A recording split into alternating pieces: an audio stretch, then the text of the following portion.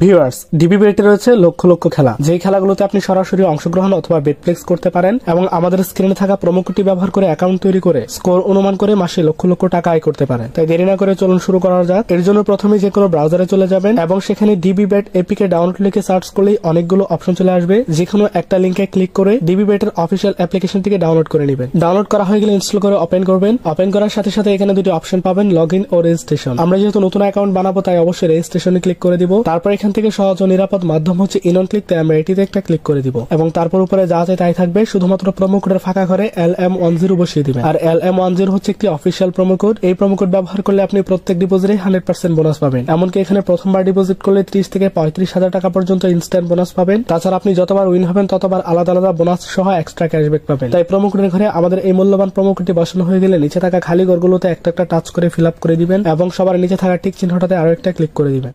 দেওয়ার পর আমাদেরকে একটি পাসওয়ার্ড ও ইউজার নেম দেওয়া হবে। যে পাসওয়ার্ড ও ইউজার নেম আমাদের জন্য খুবই গুরুত্বপূর্ণ, কারণ আমরা অন্য কোনো ডিভাইসে এই অ্যাকাউন্টে লগ ইন করতে গেলে পাসওয়ার্ড ও ইউজার নেমের প্রয়োজন হবে। তাই এটিকে খুব ভালোভাবে স্ক্রিনশট দিয়ে নিলাম। স্ক্রিনশট দেওয়া হয়ে গেলে নিচে দেখতে পাবেন নেক্সট বলে একটি অপশন থাকবে, আমরা এই নেক্সটে ক্লিক করে দিলাম। এবার আমাদের অ্যাকাউন্টটি রেজিস্ট্রেশন কমপ্লিট হয়েছে। এখন আমরা আমাদের অ্যাকাউন্টটিকে ভেরিফাইড করব।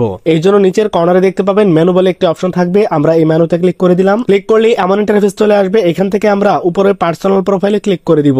আর ক্লিক করার সাথে সাথে আমাদের সামনে এমন কিছু অপশন চলে আসবে। আমরা এখান থেকে শুরুতে ফোন নাম্বার এবং তারপর এনআইডি কার্ড ভেরিফিকেশন করব। ফোন নাম্বার ভেরিফিকেশন করার জন্য এখানে দেখতে পাচ্ছেন ফোন নাম্বার লিংক বলে একটি অপশন থাকবে, আমরা এই লিংকে ক্লিক করে দিলাম। দেওয়ার সাথে সাথে এখানে ফোন নাম্বারের ফাঁকা ঘরটিতে আমরা আমাদের ব্যবহার করা ও সচল ফোন নাম্বার বসিয়ে নেক্সটে ক্লিক করলেই আমাদের সেই নাম্বারে একটি ওটিপি কোড পাঠানো হবে। সেই ওটিপি কোড এখানে বসিয়ে কনফার্মে ক্লিক করলে আমাদের ফোন নাম্বারটি ভেরিফিকেশন হয়ে যাবে। আমাদের ফোন নাম্বার ভেরিফিকেশন সাকসেসফুল। এইবার আমরা আমাদের ন্যাশনাল এনআইডি কার্ড ভেরিফিকেশন করব। এই জন্য উপরে দেখতে পাচ্ছেন ফিল ইন পার্সোনাল ডাটা বলে একটি অপশন রয়েছে, আমরা এখানে একটি ক্লিক করে দিলাম। দেওয়ার পর ঠিক আমাদের সামনে এমন ইন্টারফেস চলে আসবে যে ঘরগুলোতে আমরা আমাদের ন্যাশনাল এনআইডি কার্ডের তথ্যগুলোকে সঠিকভাবে বসাবো। তবে আপনার যদি এনআইডি কার্ড না থাকে তাহলে আপনার বিস্তারিত পরিচয়টি এখানে লিখতে পারেন। প্রথমে ফার্স্ট নেম, তারপর সারনেম এবং তারপর মিডল নেম। এখানে আমরা আমাদের নামের প্রথম অংশ, দ্বিতীয় অংশ এবং পুরো নামটি বসিয়ে দিব।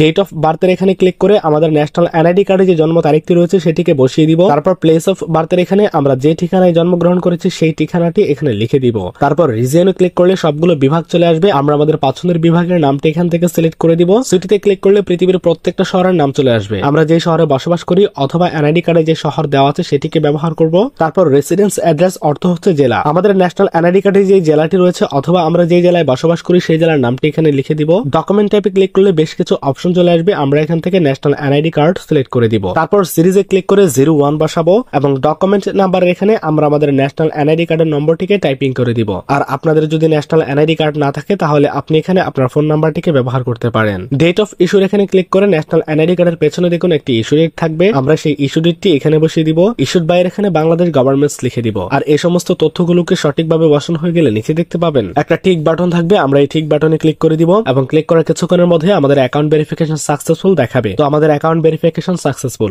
এইবার আমরা আমাদের অ্যাকাউন্টে ডিপোজিট করব। আর ডিপোজিট করার জন্য উপরে দেখতে পাচ্ছেন ডিপোজিট বলে একটি অপশন রয়েছে, আমরা এই ডিপোজিটে ক্লিক করে দিব। আর ডিপোজিটে ক্লিক করলে অনেকগুলো মোবাইল ব্যাংকিং আসবে। এখানে থাকবে নগদ, বিকাশ, রকেট সহ আরো অন্যান্য মাধ্যম। তো আপনাদেরকে দেখানোর জন্য আমি এখানে বিকাশে ক্লিক করে দিব। ক্লিক করার পর এমন একটি ইন্টারফেস চলে আসবে। এখানে দেখতে পাবেন একটি এজেন্ট ও ওয়ালেট নাম্বার রয়েছে। আমরা যত টাকা ডিপোজিট করতে চাই তত টাকা এই নাম্বারটিতে ক্যাশ আউট করতে হবে। আর ক্যাশ আউট করার পূর্বে অবশ্যই নাম্বারটি ভালোভাবে যাচাই করে নিব, কারণ নাম্বারটি মুহূর্তে মুহূর্তে পরিবর্তন হয়ে থাকে। ক্যাশ আউট করা হয়ে গেলে আমাদেরকে একটি ট্রানজাকশন আইডি দেওয়া হবে, সেটি কপি করব এবং অ্যামাউন্টের এই ঘরে ক্লিক করে আমরা যত টাকা ক্যাশ আউট করলাম তত টাকার পরিমাণ লিখে দিব এবং তার নিচের ঘরটিতে আমরা যে নাম্বার থেকে ক্যাশ আউট করলাম সেই নাম্বারটি লিখে দিব এবং তার নিচের ঘরে ক্লিক করে একটু আগেই আমরা যে ট্রানজাকশন আইডিটি কপি করেছিলাম সেটি এখানে পেস্ট করে দিব। আর সবকিছু ঠিকঠাক ভাবে বসানো হয়ে গেলে নিচে দেখতে পাবেন কনফার্ম বলে একটি অপশন থাকবে, আমরা এই কনফার্মে ক্লিক করে দিব। আর এখানে ক্লিক করার কিছুক্ষণের মধ্যেই আমাদের ডিপোজিট করা সেই টাকাটি এসে যোগ হয়ে যাবে।